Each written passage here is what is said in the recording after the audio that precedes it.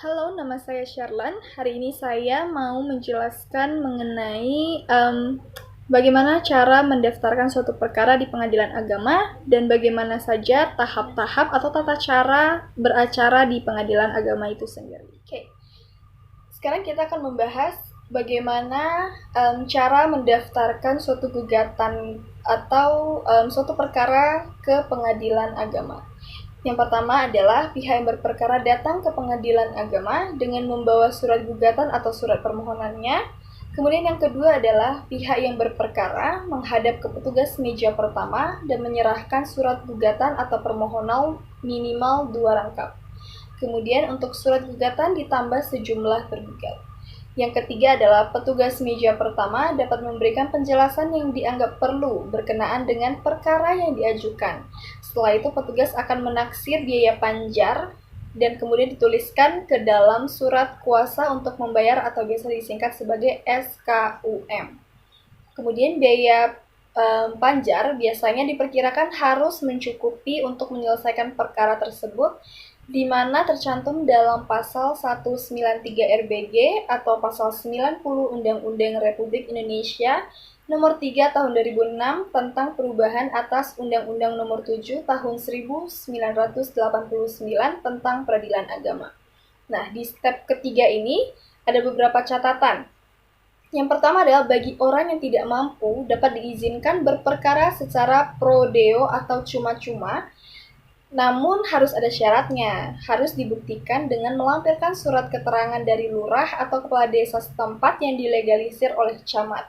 Kemudian yang kedua adalah bagi yang tidak mampu, maka biaya panjarnya akan ditaksir senilai 0 rupiah dan kemudian ditulis dalam surat kuasa untuk membayar atau SKUM didasarkan dengan ketentuan Perma nomor 1 tahun 2014 dan surat edaran nomor 0506A-DJA-3-HK-2014.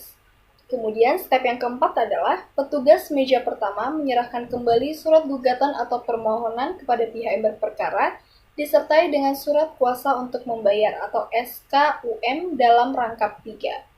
Kemudian yang kelima adalah pihak yang berperkara menyerahkan kepada pemegang kas atau kasir surat gugatan atau permohonan tersebut dan surat kuasa untuk membayar atau SKUM tersebut.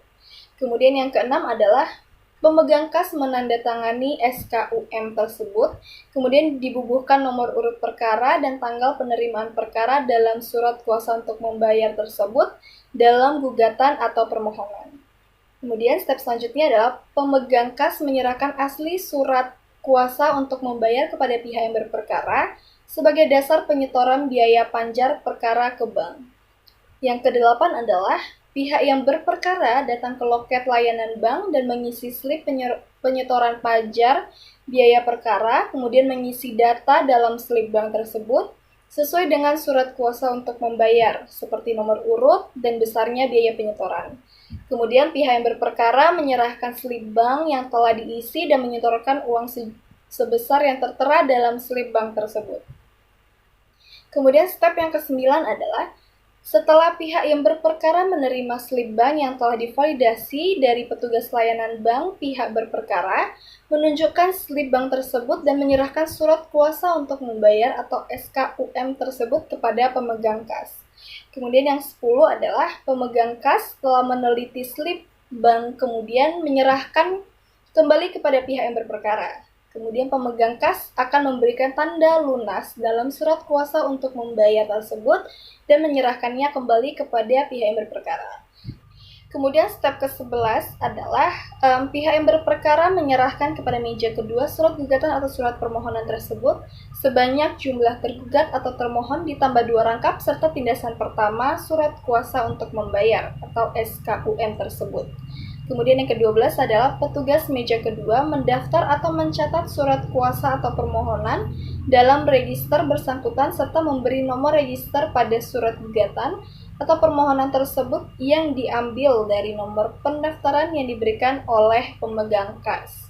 Kemudian yang ke-13 adalah petugas meja kedua menyerahkan kembali 1 rangkap surat gugatan atas permohonan yang telah diberikan nomor register kepada pihak yang berperkara. Setelah itu pendaftaran selesai. Nah, setelah itu pihak-pihak yang berperkara akan dipanggil oleh jurusita atau jurusita pengganti untuk menghadap ke persidangan setelah ditetapkan susunan majelis hakim atau PMH dan hari persidangan pemeriksaan perkaranya. Selanjutnya kita akan membahas tahap-tahap atau tata cara beracara di pengadilan agama itu sendiri. Yang pertama adalah upaya perdamaian.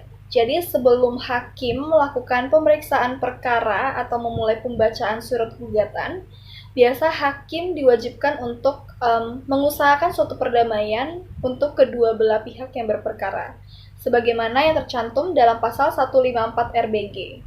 Kemudian, jika dalam upaya perdamaian tersebut tidak tercapai, maka akan dilanjutkan dengan yang namanya mediasi.